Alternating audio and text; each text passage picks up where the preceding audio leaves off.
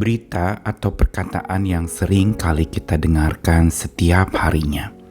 Lambat laun itu akan menjadi sesuatu kebenaran di dalam pikiran kita. Makin diulang-ulang, makin disampaikan, makin dibahas, makin dibicarakan, diperbincangkan, maka itu akan makin menjadi seolah-olah itu kebenaran. Dan inilah yang seringkali gandrung setiap orang dapatkan ketika berbicara tentang trending topics atau topik-topik yang sedang ngetren, yang sedang jadi bahan pembicaraan. Ada sebuah tulisan yang saya pernah baca yang mengatakan bahwa kalau seseorang sudah posisinya head atau sebagai kepala, maka dia bisa berpotensi menjadi headline surat kabar. Kabar-kabar utama, berita-berita yang sering diberitakan. Dan ketika seseorang sudah menjadi tokoh, maka dia bisa menjadi topik utama di dalam pemberitaan. Bukankah itu yang sedang terjadi akhir-akhir ini? Ketika hal itu berulang kali diperbincangkan, ketika masalah itu terus-menerus dibahas, didiskusikan, lambat laun itu akan menjadi sesuatu yang begitu bernilai dan yang lainnya menjadi tersingkir dan berkurang nilainya. Karenanya kita memang perlu jeli.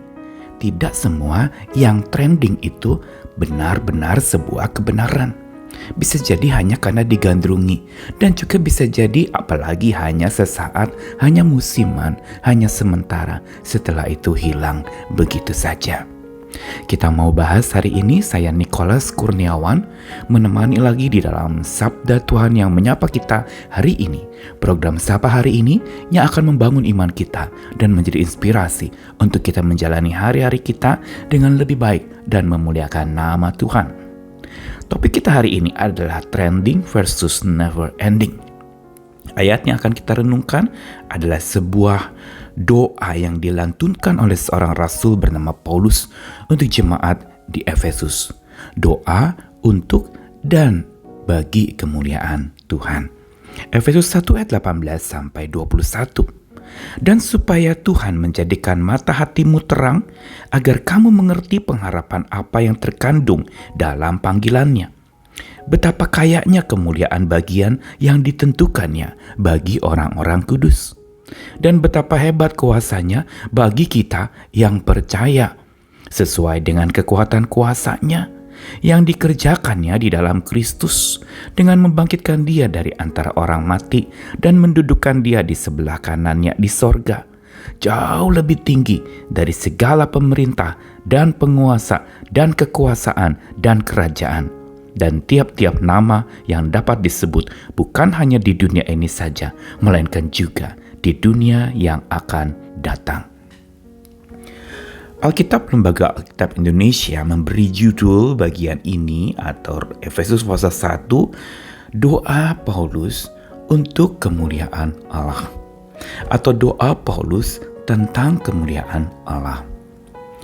Doa Paulus untuk jemaat Efesus ini mengandung sebuah pesan dan pembelajaran agar jemaat Efesus bisa belajar tentang sebuah pengharapan akan kemuliaan Tuhan. Yang berarti Paulus sedang mengajak orang-orang yang sedang kesengsem dan terjerat kepada kesementaraan waktu yang bagaikan penjara mengungkung seseorang sampai tidak bisa keluar dari kesementaraan itu dan tidak mampu melihat bahwa setelah yang sementara ada sesuatu yang lebih bernilai, yaitu yang kekal, yang abadi. Dan karenanya dalam doanya Paulus mau mengatakan bahwa Tuhanlah yang menjadikan mata hati kita terang. Saat mata hati kita sudah digelapkan oleh berita-berita yang belum tentu benar, prediksi-prediksi, ramalan-ramalan, berbagai macam diskusi tentang pemenangan ini atau pemenangan itu, dan itu seringkali menggelapkan mata kita untuk melihat kepada Tuhan.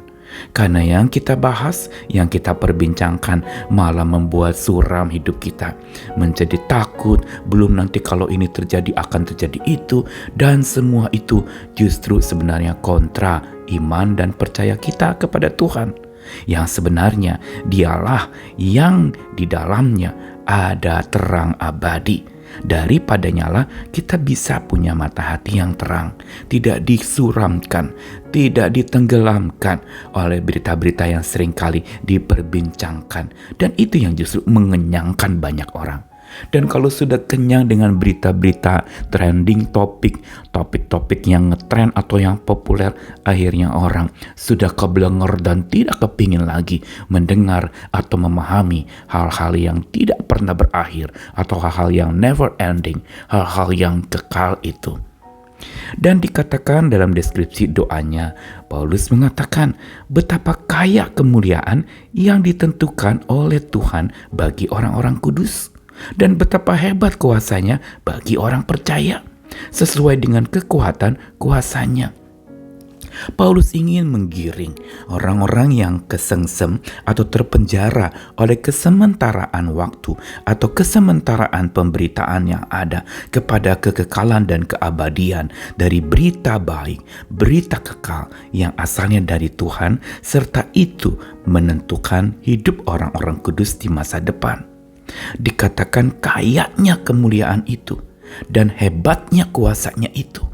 Ini membawa seorang untuk berpikir melampaui apa yang sementara. Ada yang kekal, yang berarti ketika kita bergumul dengan hal yang sementara, kita sakit serba sementara, kita kaya juga sementara, kita miskin sementara, kita jaya sementara, kita gagal juga sementara.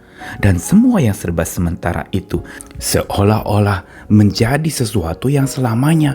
Kenapa? Karena diberitakan berulang kali setiap hari kita terus diberi makan, disuapi oleh berita-berita yang trending dan sementara itu. Padahal yang sementara itu selalu ada kadaluarsanya, akan habis, tidak ada lagi, dia akan ending. Yang trending pasti akan ending. Tetapi melampaui itu, melampaui yang trending dan bisa ending, ada yang never ending. Dan iman percaya kita terbangun berdasarkan Dia yang never ending. Dan inilah yang dikatakan di dalam ayat-ayat itu. Dikerjakan oleh Tuhan di dalam Yesus yang membangkitkan Dia dari antara orang mati. Perhatikan, never ending life. Kehidupan yang tidak pernah berakhir. Dan mendudukkan Dia di sebelah kanannya di sorga, jauh lebih tinggi dari segala pemerintah, penguasa, kuasa, dan kerajaan. Perhatikan, never ending kingdom, never ending power. Dan ini semua mau mengajarkan bahwa ada yang never ending, melampaui yang trending yang seringkali kita perguncingkan, kita perbincangkan sampai memonopoli semua pemberitaan dan lupa ada hal-hal lain juga yang perlu diberitakan. Ada hal-hal penting lain yang perlu juga diperbincangkan dan dibicarakan. Sehingga kita tidak begitu terfokus kepada sesuatu yang sementara sampai kita lupa untuk fokus kepada sesuatu yang kekal dan abadi. Disinilah perspektif kekekalan kita harusnya terbangun, menyebabkan kita tidak akan patah semangat dan menyebabkan kita juga tidak akan larut di dalam sebuah kesenangan sementara atau kejayaan sementara atau keberhasilan sementara. Tidak menjadi pongah oleh itu semua karena serba sementara. Mari kita bangun perspektif kekekalan, cara berpikir kekal. Sehingga kita memandang kepada yang kekal melampaui yang sementara atau yang fana. Ayo berjuang lagi, mari kita pandang kepada Dia Maha Kekal, Tuhan kita yang melampaui segala sesuatu, yang never ending, tidak pernah berakhir kuasanya, tidak pernah berakhir cinta kasihnya, tidak pernah berakhir pemeliharaannya dalam hidup kita. Dia selalu menggenggam kita. Sementara yang trending, habis satu babak, satu musim, sudah hilang, tidak tren lagi. Mari pandang kepada yang never ending dan mulai kurangi. Terlalu terikat, terlalu kenyang, dan dilahap oleh berbagai macam isu-isu trending. Mari kita kritis melihat segala sesuatu, menerima segala sesuatu, mendengar segala sesuatu. Tuhan mengasihi kita sekalian. Ayo bertumbuh dan makin menjadi pribadi yang dewasa. Amin.